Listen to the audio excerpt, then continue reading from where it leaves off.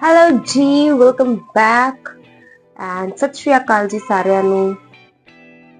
ਨਵੀਂ ਡਿਸ਼, ਨਵਾਂ ਮੌਸਮ, ਨਵੀਆਂ ਬਿਮਾਰੀਆਂ ਤੇ ਨਵੇਂ ਕਿਸੇ। ਲੇਕਿਨ ਆਪਾਂ ਬਿਮਾਰੀਆਂ ਨਹੀਂ ਲੈਣੀਆਂ, ਬਿਮਾਰੀਆਂ ਨੂੰ ਆਪਾਂ ਪਿਆਰ ਨਹੀਂ ਕਰਨਾ, ਬਿਮਾਰੀਆਂ ਨੂੰ ਆਪਾਂ ਭਜਾਣਾ ਆ। ਤੇ ਉਹਦੇ ਲਈ ਆਪਾਂ ਹੈਲਦੀ ਡਾਈਟ ਵੀ ਲੈਣੀ ਹੈ। ਤੇ ਹੁਣ ਤੁਹਾਡੇ ਕੋਲ ਸੰਘਾੜਿਆਂ ਦੀ ਆਪਸ਼ਨ ਆ ਜਾਣੀ ਹੈਗੀ ਹੈ, ਤਾਂ ਤੁਸੀਂ ਇਹਨੂੰ ਜ਼ਰੂਰ ਖਾਓ, ਬਟ ਟਰੇ ਭਰ ਕੇ ਨਹੀਂ ਖਾਣੀ, ਠੀਕ ਆ।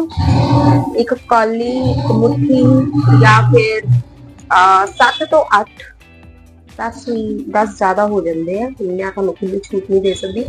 6 ਤੋਂ 7 ਜਾਂ 7 ਤੋਂ 8 ਮੈਕਸਿਮਮ, ਮਿਨੀਮਮ 3 ਤੋਂ 4 ਇਨਫ ਹੁੰਦੇ ਆ। ਅੱਛਾ, ਸਭ ਤੋਂ ਪਹਿਲਾਂ ਤਾਂ ਇਹਦੇ ਵਿੱਚ ਜਿਹੜਾ ਹੈ ਵਿਟਾਮਿਨ B6 ਤੁਹਾਨੂੰ ਮਿਲਦਾ, ਫਿਰ ਇਹ 'ਚ ਤੁਹਾਨੂੰ ਪੋਟੈਸ਼ੀਅਮ ਮਿਲਦਾ, ਫਿਰ ਇਹਦੇ ਵਿੱਚ ਢੇਰੋਂ ਐਂਟੀ ਆਕਸੀਡੈਂਟਸ ਹੈਗੇ ਆ ਜਿਹੜੇ ਤੁਹਾਨੂੰ ਕੀ ਇੰਨਾ ਜਿਹੜਾ ਹੈਲਦੀ ਰੱਖਣ 'ਚ ਸક્ષਮ ਹੈ। ਤੇ ਇੱਕ ਹੋਰ ਚੀਜ਼ ਤੁਹਾਨੂੰ ਦੱਸਾਂ, ਇਹਦੇ ਵਿੱਚ ਜਿਨ੍ਹਾਂ ਦੀ ਗਰਮ ਤਸੀਰ ਹੈ, ਠੀਕ ਹੈ, ਉਹਨਾਂ ਲਈ ਇਹ ਬਹੁਤ ਅੱਛੀ ਚੀਜ਼ ਹੈ, ਠੀਕ ਹੈ।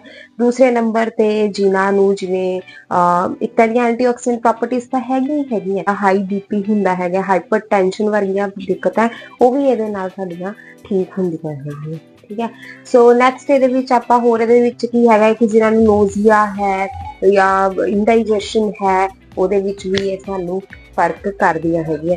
ਉਸ ਤੋਂ ਬਾਅਦ ਇਹਦੇ ਵਿੱਚ ਜਿਨ੍ਹਾਂ ਨੂੰ ਮੈਂ ਹੋਰ ਦੱਸਦੀ ਹਾਂ, ਜਿਨ੍ਹਾਂ ਨੂੰ ਪੀਲੀਏ ਵਰਗੀ ਦਿੱਕਤ ਹੈਗੀ ਹੈ, ਤੇ ਤੁਸੀਂ ਉਹਨਾਂ ਨੂੰ ਜਿਹੜਾ ਹੈਗਾ, ਅਗਰ ਤੁਸੀਂ ਇਹ ਦੋ as the consult of your doctor ਔਰ ਡਾਈਟੀਸ਼ੀਅਨ, ਤਾਂ ਉਹ ਵੀ ਇਹ ਕਿਉਰ ਕਰਦਾ ਹੈਗਾ। ਸਿੰਪਲ ਹੈ, ਬੋਇਲ ਕਰ ਲੈਣਾ ਥੋੜੇ ਜਿਹੇ ਪਾਣੀ 'ਚ, ਇੱਕੋ ਹੀ ਵਿਸਲ ਇਹਨੂੰ ਕਾਫੀ ਹੁੰਦੀ ਹੈ। ਅਗਰ ਖੁੱਲਾ ਬੋਇਲ ਕਰਨਾ that is your choice, otherwise ਇੱਕ ਸੀਟੀ ਇਹਨੂੰ ਲਵਾਉਣੀ ਹੈਗੀ ਆ। ਦੇਖੋ ਇਸ ਤਰੀਕੇ ਨਾਲ ਇਹ ਜਿਹੜਾ ਹੈਗਾ ਨਿਕਲ ਆਉਂਦਾ ਹੈਗਾ, ਠੀਕ ਹੈ।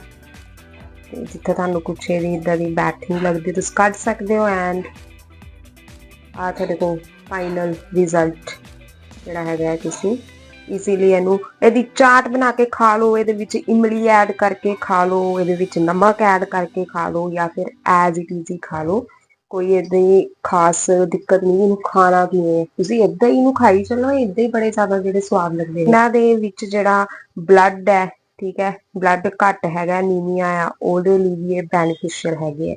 ਔਰ ਜਿਨ੍ਹਾਂ ਨੂੰ ਕਫ ਰਹਿੰਦੀ ਹੈ, ਖਾਂਸੀ ਰਹਿੰਦੀ ਹੈ, ਉਹਦੇ ਲਈ ਵੀ ਬੈਨੀਫਿਸ਼ੀਅਲ ਹੈਗੇ। ਜਿਨ੍ਹਾਂ ਨੂੰ ਯੂਰਿਨ ਦੀ ਇਨਫੈਕਸ਼ਨ ਹੈਗੀ ਹੈ, ਉਹਨਾਂ ਲਈ ਵੀ ਇਹ ਸਭ ਤੋਂ ਜ਼ਿਆਦਾ ਜਿਹੜਾ ਵਧੀਆ ਆ। ਹਾਰਮੋਨਸ ਲਈ ਤਾਂ ਹੈ ਹੀ ਵਧੀਆ, ਤੇ ਤੁਹਾਡੇ ਜਿਹੜਾ ਬਲੱਡ ਹੈ ਇਹਨੂੰ ਇੰਪਰੂਵ ਕਰਦਾ ਹੈ, ਯਾਨੀ ਕਿ ਤੁਹਾਡੀ ਜਿਹੜੀ ਬਲੱਡ ਦੀ ਕਮੀ ਹੈ, ਬਲੱਡ ਵੀ ਬਣਾਉਣ ਦੇ ਵਿੱਚ ਸક્ષਮ ਹੈਗੇ। So you can take and enjoy your diet. ਫਿਰ ਤੋਂ ਮਿਲਦੇ ਹਾਂ ਨਵੀਂ ਜਿਹੀ ਡਿਸ਼ ਨਾਲ, ਤਦ ਤੱਕ ਲਈ ਸਤਿ ਸ਼੍ਰੀ ਅਕਾਲ ਜੀ।